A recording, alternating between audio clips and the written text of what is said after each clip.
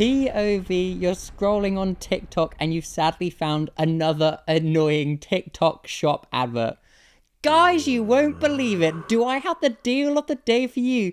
You like bears? We've got bears. You get a skog. You get a downstairs bear. This is what I named this bear, by the way. And you get a completely non-related book. All for 40% off right now with my code. I don't know how we found it. What a crazy deal. I do know how we found it. I'm being paid commission to literally sell you crap.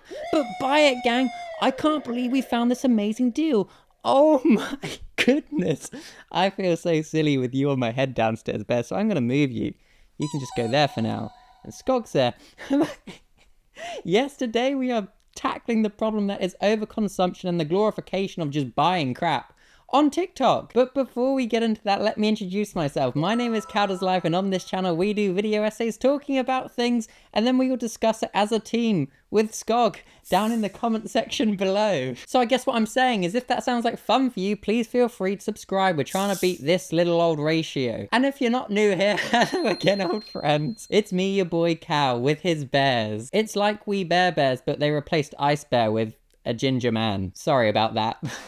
In recent years, TikTok has become such a dominant, integral part of everybody's life for like digital content. From, you know, dance challenges to crazy life hacks. But among these trends, a particular one stands out to me as potentially very harmful. In fact, I know it's very harmful. It's the just sheer obvious glorification of overconsumption. This video essay will explore how TikTok's obsession with like mini fridge refills, snack drawer restockings, and like crazy huge collections of shower soaps, amongst like other things, is not just like harmless fun. While these trends often may seem benign, they often promote unrealistic lifestyles, unnecessary consumption, and just like real environmental harm. We need more plastic, plastic, plastic, plastic. Woohoo! We're gonna like delve into the implications of these trends, considering both the psychological and societal impacts of this culture of just sheer excess, and examine whether there are any redeeming qualities to this all, which I think there are a couple, because you know I always try and see the pros and cons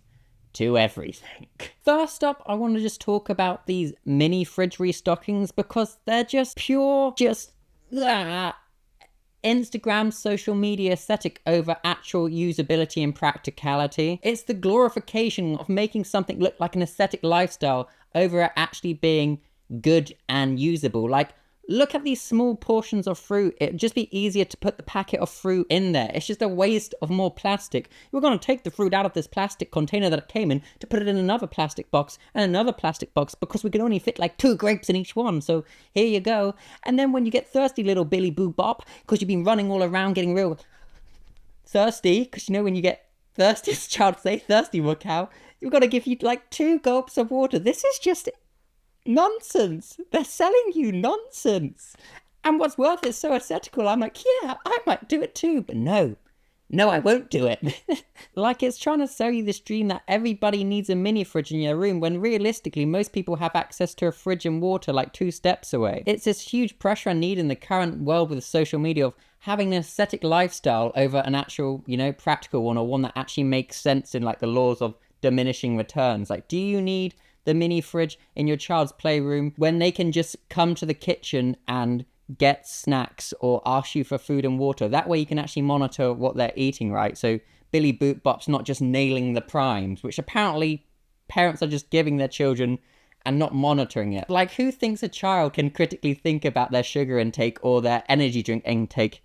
They'll just keep necking these things. It's just for the aesthetics and getting likes on Instagram. Maybe they don't even give them to the kids. They probably just fill it up and then take it all back out and put that mini fridge in the drawer. They don't even have kids. Then there's like this notorious family filling up 11 mini fridges. Like, at what point are we just like, this is all so unnecessary? A lot of this just encourages wastefulness, as a lot of these things are single use or have just minimal functionality. Like, again, the bottle. This is silly. It would make more sense if you just give your child one of those Stay Cool big bottles. That way they can constantly hydrate and not just have 2 sips and then just be thirsty for the rest of playtime. But Cal, if I give them a regular bottle outside of the mini fridge, I won't get likes because it won't be in my mini fridge restocking. We used water bottles to fill up these little containers. Could I get a water dispenser? Yes. Have I? No. Yeah, you may be right, but come on. Come on. Is it really worth the likes? Well, it is, because, you know, it helps you secure the bag. But come on. This is so silly, and it's got me all giggly because, like, it's just devoid of any real logic. Like, if you told people like 20 years ago, yeah, actually, you're going to be getting these little pint-sized bottles and about 2 grapes in a little pot, and we're going to put it in a little mini fridge for likes on social media, and it's gonna go wild, and everyone's gonna want to do it. They'd be like, huh? I'm just trying to feed my family. Also, the other big problem with this is the type of people that's content is gonna appeal to is little kids, right? Like, look at this edit. It's clearly kids that are liking this content and are into it, and they're gonna be like, I want to do this too. And that raises so many just like ethical and moral concerns. Like, I don't think we should be encouraging young malleable minds to think that this is normality or this is good for you. Otherwise, they'll be so focused on trying to make their whole life this impractical nightmare. It's like Impractical Jokers, but you just live the most like aesthetically driven life that it's just so inefficient, and you can't actually get out the door because you're gonna be like, no, I've got to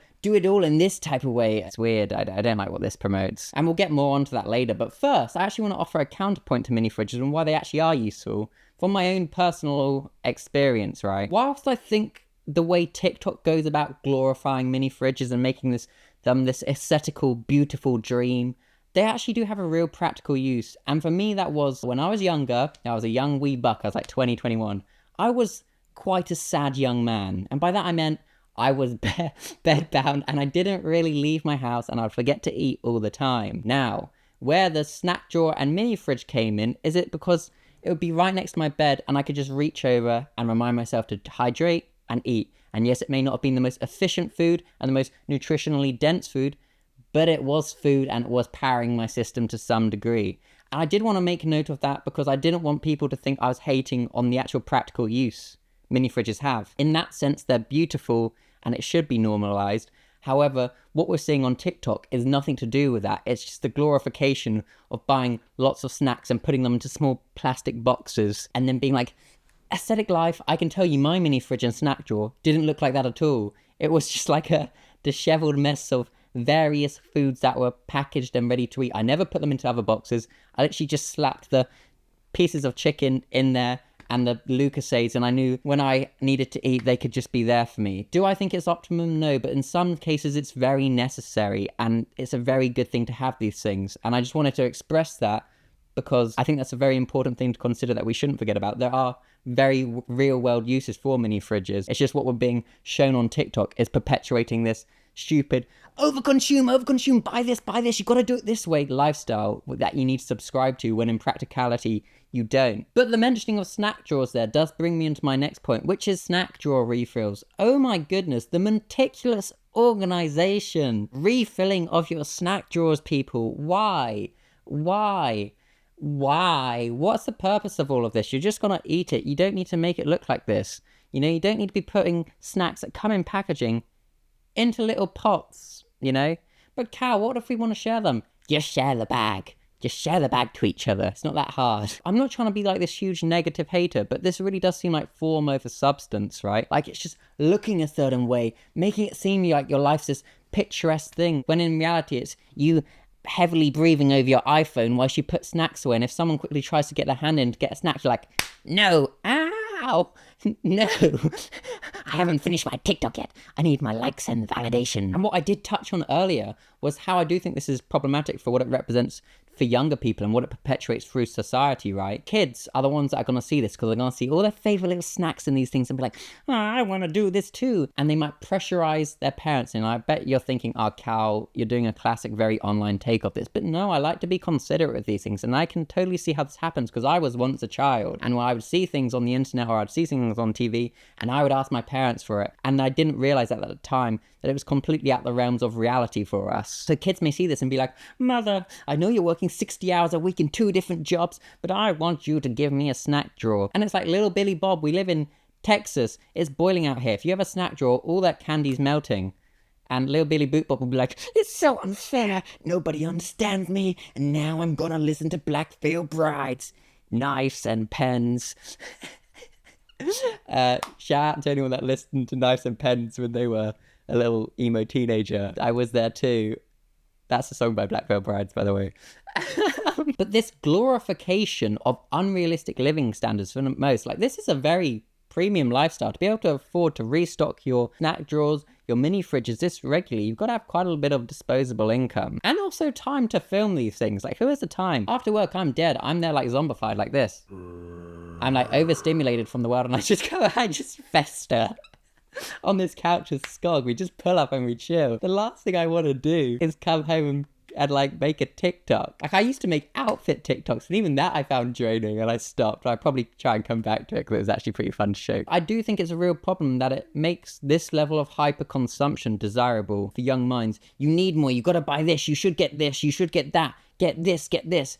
And then once you get that, have you thought about having the mini fridge and the snack drawer next to each other? Your snack drawer melted? Quickly, now you have to get the mini fridge to combat that. And then your mini fridge is full because you could only fit two little gobs of water. Go back to the snack drawer.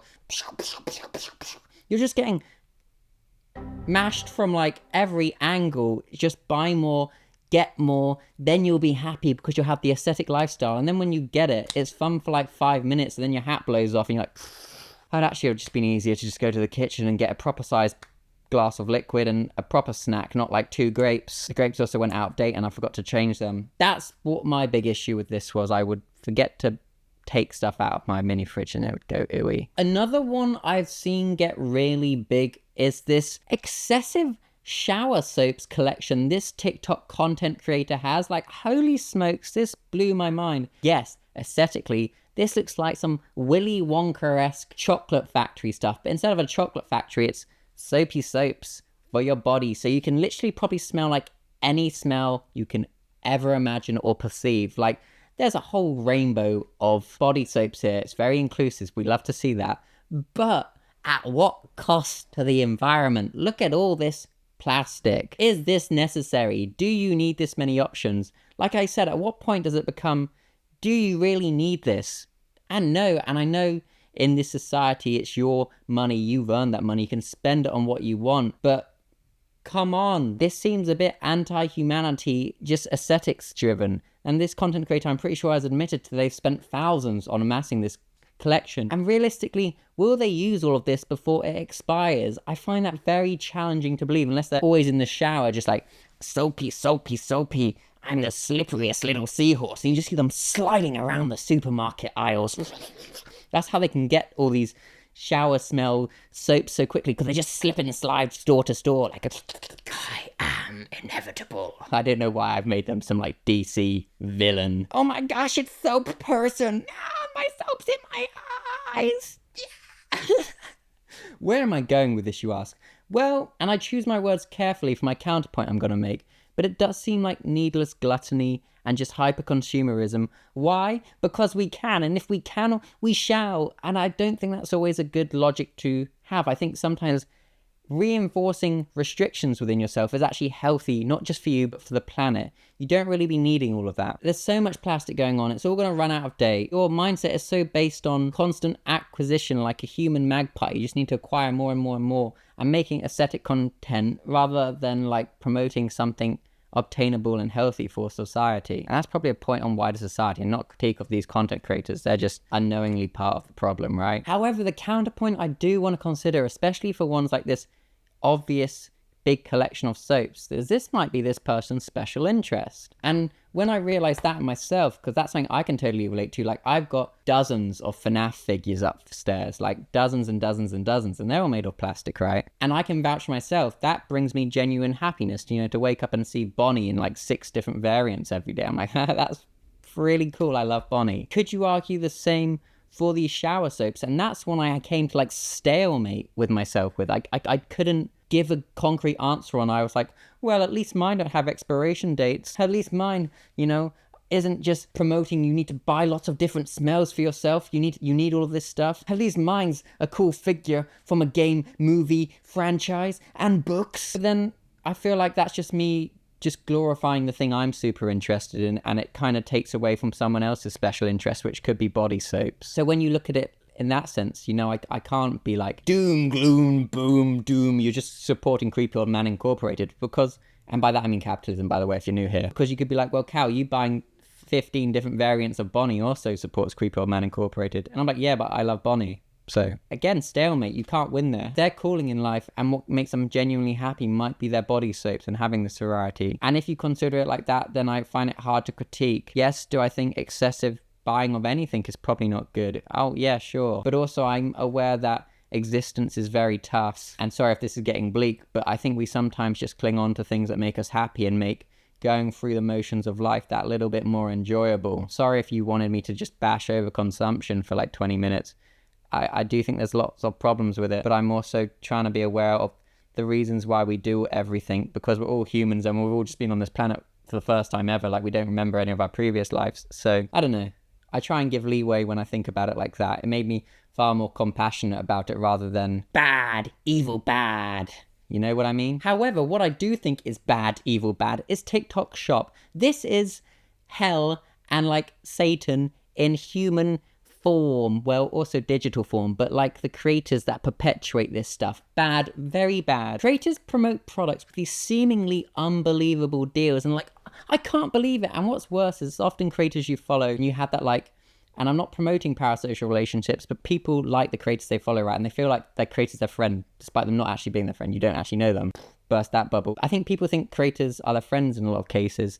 And when you see them promote a product, you're like, oh, well, if they're promoting it, it must be good. But in the cases of TikTok Shop, they don't really care about what they're trying to sell you. It's not like a moral or ethical brand deal of a product like a creator uses or actually can vouch and stand for. It's just like, buy this because it's a great deal and I'm getting commission on all of it. It's a front for drop shipping in a lot of cases. And I think that I'm your best friend type dude and I can't believe this deal is unethical and moral. I have no issue with people doing brand deals. I think, you know, if you're a creator, it's part of your job, but you can do it transparently and be like, look, this is a brand that have paid me to be on my channel. This is their services. It's pretty cool.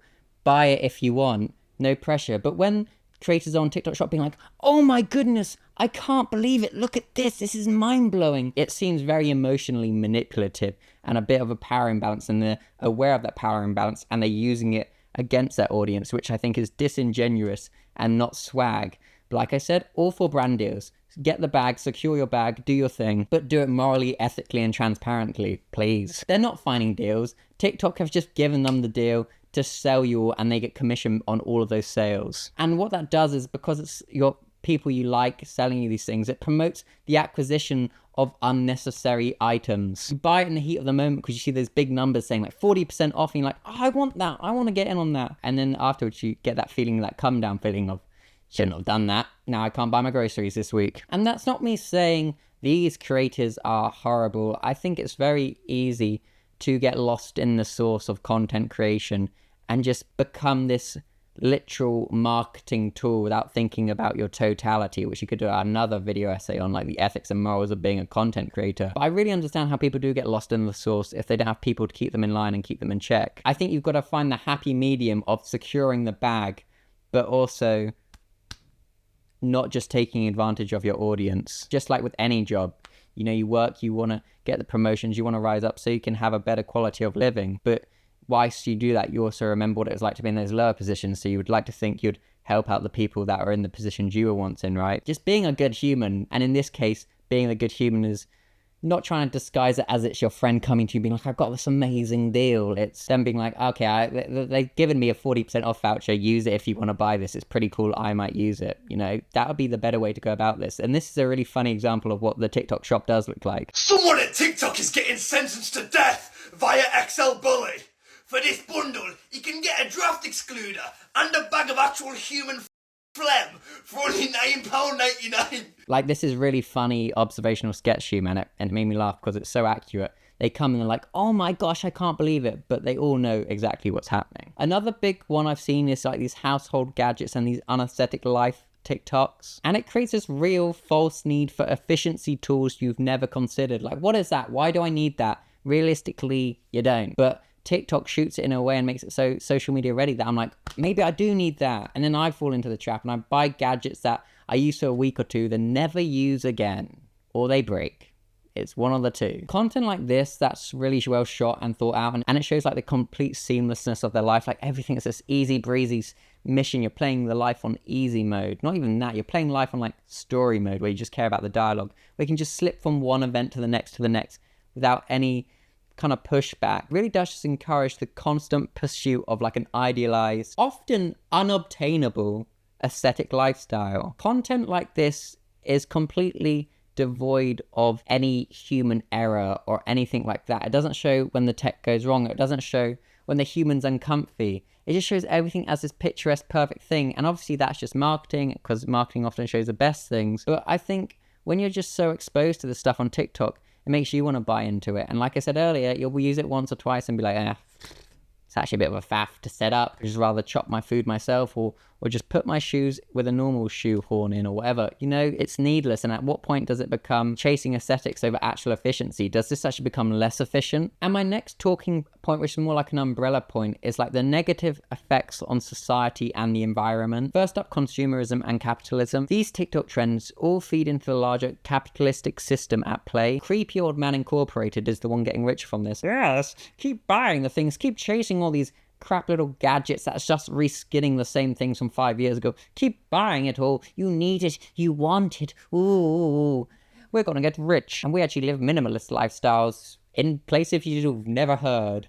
Like, the rich get richer by selling you crap you don't need, whilst they live a complete different lifestyle. This stuff reconfirms, reaffirms, and promotes the idea that happiness and fulfillment come from owning more things. And that's a tool in a capitalistic society that is used to keep people from rising up and actually accruing wealth, having wealth, and actually having value and power. Just keep buying all these crappy little things, finance more, do split pay on loads of different things. And that's not me discrediting split pay, or like things like Klarna where you can pay in 3. I think there's very useful times for it. But this sheer obvious promotion of buy more, do more, get more, it keeps people from, actually having wealth, which unfortunately does also equal power in a lot of ways in this society. Another real interesting talking point in this umbrella category is just like the sheer environmental impact. The ecological cost of producing, shipping, and disposing of these goods, particularly those of short lifespans or excessive packaging, like all comes at the detriment to humanity, and not just humanity, but Earth and every creature that lives here. And you're probably thinking, oh, here Cal goes again. He's gonna get in his feels and start yapping. But these are things we really should consider as a team, as a community, as a world. Like, you may have this new shiny cool thing, but at what cost to the actual Earth, right? Because if we destroy Earth, then what? And I know I sound all like peace and love, bro, but peace and love is a good thing, gosh darn it. And I think compassion is a good thing we should all embrace.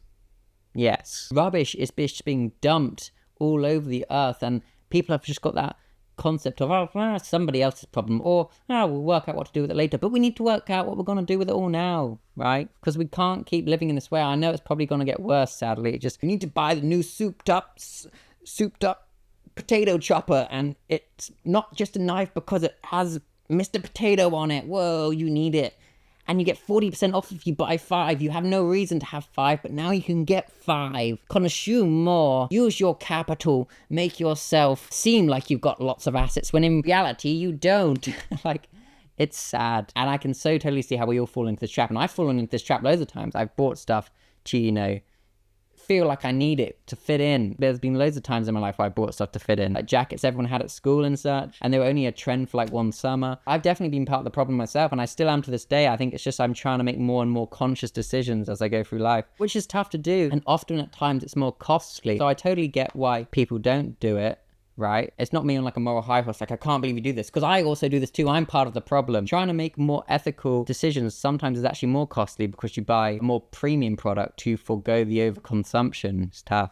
And I think that kind of brings me on to my final point in this umbrella category of psychological impact. I feel like the stress and the dissatisfaction that can occur and result from constantly comparing ourselves to this media we see online that isn't an actual realistic example of someone's life, but this very aesthetically driven, social media ready content of like idealized representations truly does come at the detriment of our own mental health.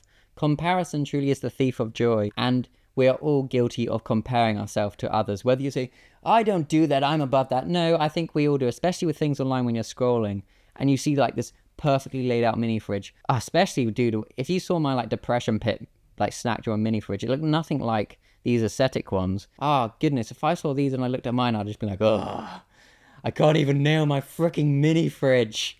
My snack drawer. My snack drawer was also in like my boxes and socks drawer.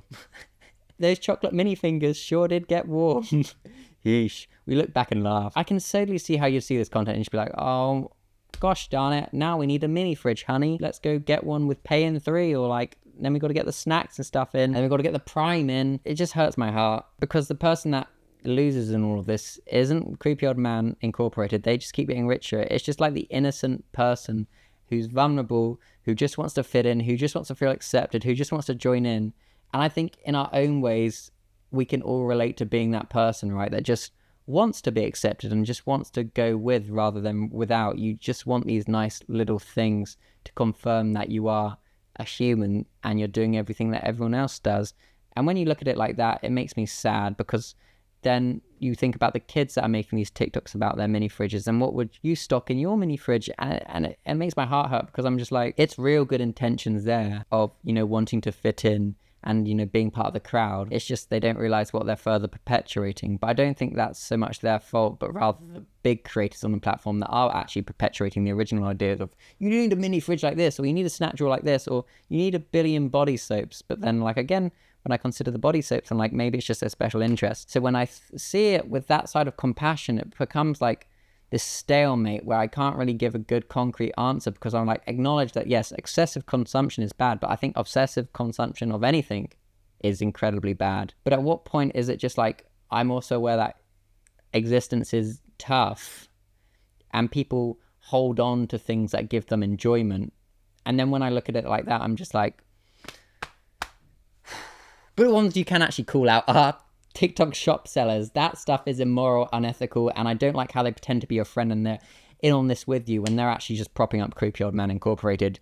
You're bad. So with that, I'd like to conclude. I feel TikTok can just be a fun, engaging platform where you can just have a happy, wholesome, good time with your pals, sharing different TikToks. However, I feel like a lot of its trends, even ones that seem like harmless at face value, often end up promoting overconsumption, because it will be like, this was cool, now I'm going to sell you this, or whatever. Or sometimes it's just obviously just trying to sell you crap. But all of this, the glorification of buy more, get more, do more, has real world implications. From the glorification of perfectly stocked mini fridges to the misleading practices of TikTok shops. These trends often encourage wastefulness, environmental harm, and unrealistic living standards. I think as a community and as a viewer, it's crucial to understand, or at least recognize, the underlying issues with all of this. And I suppose with that, try and approach consumption more mindfully. And that's not me demonizing if you do buy stuff from TikTok shop. Sometimes the deals are really good, but maybe just by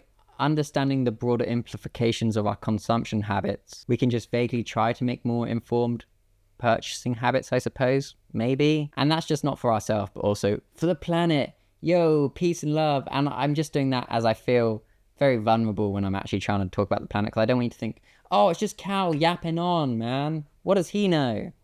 I don't know. Just try and approach things with compassion, I think is the best way to go about it.